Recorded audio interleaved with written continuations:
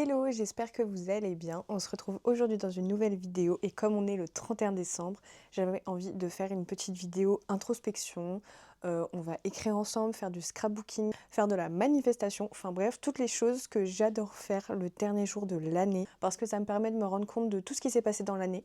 Ça me permet aussi de poser mes intentions pour l'année prochaine, ce que j'ai vraiment envie, ce que j'ai envie d'accomplir personnellement, professionnellement, intellectuellement. Et je me suis dit que ça pouvait être chouette que cette année, je vous emmène avec moi dans tout ce petit processus.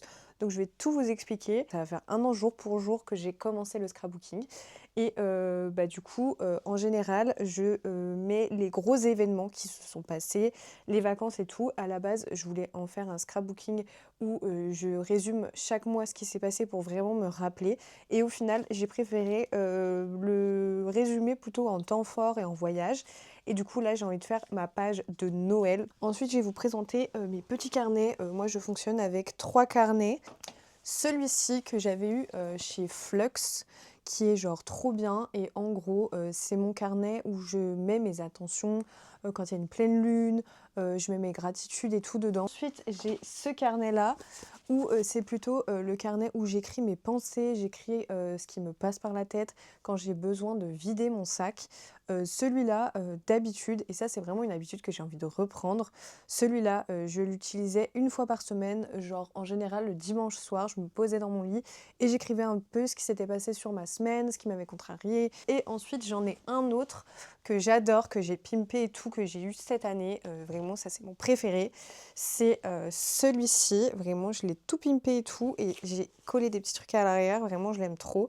Et celui-là, c'est plutôt mon carnet créatif où je vais noter toutes mes idées créatives et tout. C'est aussi mon carnet de voyage parce que du coup, je vais pas emmener tous mes carnets à chaque fois dès que je pars. Donc c'est mon carnet de voyage, donc il me sert aussi à la fin à écrire si j'en ressens le besoin. En général, je fais un mood board sur ma tablette et j'écris sur ma tablette ce que j'ai envie pour l'année 2026, l'année qui va arriver. Quels sont mes objectifs et tout. Et du coup, ce qui est trop bien, c'est que du coup, chaque année, à la fin de l'année, je regarde les objectifs que j'ai remplis, ceux qui sont toujours en accord avec moi, que j'ai pas réussi à remplir pour les faire l'année prochaine. Aussi, ce qui est chouette, c'est que durant l'année, quand j'ai des petites baisses de morale, quand ça va pas trop et tout, ça me permet aussi de me recentrer, de relire mes objectifs. Ça me fait du bien sur le cours de l'année et même à la fin de l'année, ça me fait du bien aussi de me rendre compte de tout ce que j'ai accompli parce qu'en général, on voit que les choses négatives et jamais les choses positives. Donc déjà, je vais écrire dans ce carnet-là, genre mes pensées et tout sur le moment. Et à chaque fois, je date. Donc voilà, j'ai écrit une page parce que je ressentais pas forcément le besoin d'écrire plus. Écrivez ce qui vous passe par la tête, ne vous forcez pas. Écrivez ce qui résonne avec vous et qui s'intègre aussi dans votre quotidien, c'est très important. Trouvez des moments de 5 minutes pour vous pour écrire. Et je trouve que c'est vraiment une très très bonne thérapie. On en parle beaucoup de la thérapie par l'écriture, mais c'est vraiment quelque chose qui fonctionne quand on se sent pas bien, quand on passe par des épisodes qui sont traumatisants ou des choses qui sont compliquées à vivre, à comprendre. Et aussi, on peut passer par l'écriture pour des moments positifs. Ça permet aussi de se souvenir et de se rappeler ce par quoi on est passé, que ce soit positif ou négatif. On va passer sur tout ce qui va être gratitude, reconnaissance et aussi toutes les choses que je décide de laisser en 2025. Donc pareil, je date toujours mes pages, je mets toujours un titre, ça c'est vraiment quelque chose que je fais. Et je remercie à chaque fois l'univers, la pleine lune, enfin bref, ce en quoi vous croyez. C'est très important de remercier et de se remercier soi-même aussi, je trouve. Je vais commencer par déjà tout ce que je laisse en 2025 et tout ce que je ne veux plus, tout ce que je considère avoir réussi à me débarrasser. Faut savoir que là, les petits rituels que moi j'ai décidé de mettre en place depuis plusieurs années, le 31, vous pouvez très bien les faire durant le mois de janvier. Du coup, quand on écrit toutes les choses pour lesquelles on se débarrasse, moi en général, je mets je ne veux plus de ça, je me détache de ça. Pour tout ce qui va être gratitude, je vais souvent mettre je suis reconnaissante d'avoir réussi telle chose et telle chose. Et ensuite pour mes objectifs, je les écris toujours au présent parce que ça permet vraiment d'ancrer chaque objectif dans l'année qui va arriver. L'année dernière, au début de l'année, j'avais mis en place ce système de gratitude où dès qu'il se passait quelque chose de cool, je le notais pour qu'à la fin de l'année, je puisse relire toutes les choses qui me sont arrivées, des choses que je vais avoir oubliées et tout. Et aussi, je trouvais ça hyper important de noter tous les moments positifs qui nous arrivaient dans la vie, surtout quand on a des petites phases négatives. Et aussi, ce que j'avais mis en place, c'était des audios positifs que j'écoutais le matin quand j'allais me doucher et tout. Genre quelqu'un qui parle et qui dit que des choses positives pour soi, pour notre entourage et tout ça, qui dit je suis belle, je suis intelligente, j'ai tel talent, j'ai tel truc et tel truc. Et en fait, à force de l'écouter, notre cerveau se conditionne à n'attirer que le positif et aussi à y croire. Et franchement, ça me faisait extrêmement, extrêmement du bien. Donc ça, c'est pareil, c'est quelque chose que j'ai vraiment envie de remettre en place pour l'année 2026. Donc là, pour mes gratitudes, j'ai mis je suis reconnaissante en cette année 2025 pour, et pareil, j'ai fait une liste, donc je peux vous dire un peu parce que là, c'est des choses positives, donc c'est plutôt cool. Donc j'ai mis avoir suivi ma thérapie, avoir fait du tri dans mon entourage, être en bonne santé et mes proches aussi, avoir mes animaux, parce que bah, elles ont 16 ans et la petite chienne, elle en a 15, donc je suis hyper reconnaissante qu'elle soit toujours avec moi. Être assidu sur YouTube, avoir un travail avec un salaire, parce que tout le monde n'a pas la chance d'avoir un travail, donc en fait il faut être reconnaissant pour ça aussi, avoir pu voyager, parce que ça c'est pareil, tout le monde ne peut pas le faire, et moi j'étais hyper reconnaissante de pouvoir voyager cette année.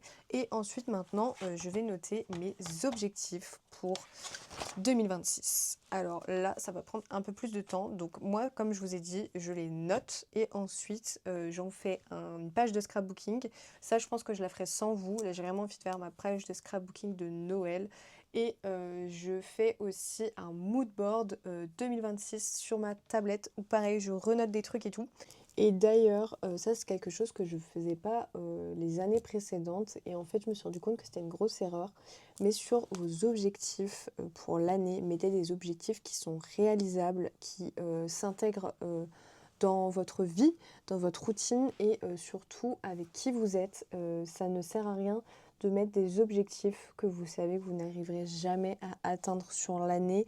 Des fois, c'est des objectifs qui prennent plusieurs années avant de se concrétiser et du coup, ça peut être un peu frustrant et démotivant, je trouve, de mettre des objectifs qui sont inatteignables. Donc mettez plutôt des objectifs qui sont atteignables, où vous savez que vous pouvez les mettre en place assez facilement. Si jamais, quand vous relisez vos objectifs sur l'année précédente, vous vous rendez compte qu'il y a plein de choses que vous n'avez pas cochées, réfléchissez à pourquoi vous n'avez pas réussi à les cocher, qu'est-ce qui s'est passé dans votre année qui a fait que c'était impossible pour vous de cocher cette case.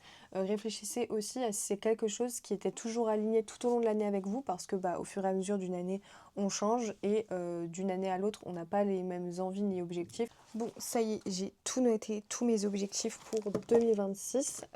Et là, du coup, on va entamer le scrapbooking. Vraiment quelque chose qui m'apaise. Enfin, je vous en parle tout le temps de scrapbooking. Enfin, c'est vraiment un truc que j'adore, ça m'apaise, ça me fait du bien. Et bah, pour cette dernière journée de fin d'année, j'ai envie de faire des choses qui me font du bien. Et finalement, c'est le thème de cette vidéo, faire des choses qui nous font du bien. Donc là, moi, je vous donne toutes mes petites astuces. Comme d'hab, bah, tout ce que je vais vous montrer, je les ai tous achetés en général à Action. Ah oui, j'ai acheté ça aussi que j'avais eu à Flying Tiger. Donc je vais m'en servir et je pense aussi que je vais me servir de mon papier cadeau que pareil j'avais eu à Flying Tiger. Et aussi cette année d'ailleurs j'aimerais trop me mettre au collage et tout, genre j'ai vu qu'il y avait beaucoup de personnes qui en faisaient et c'est vraiment un truc que j'ai envie de mettre en place, donc je pense que je vais m'acheter un carnet en 2026 pour faire du collage essentiellement. Genre je me dis quand t'es en vacances et tout, genre t'achètes un magazine, tu fais du collage et tout, enfin genre je sais pas, j'adore le principe, je trouve ça trop cool, donc je me dis pourquoi pas. D'ailleurs je suis trop contente parce que du coup pour le 31 avec mon copain on a décidé de le faire comme l'année dernière chez lui tous les deux. Donc c'est trop bien parce que franchement plus ça vient plus le 31 franchement il me fout la flemme.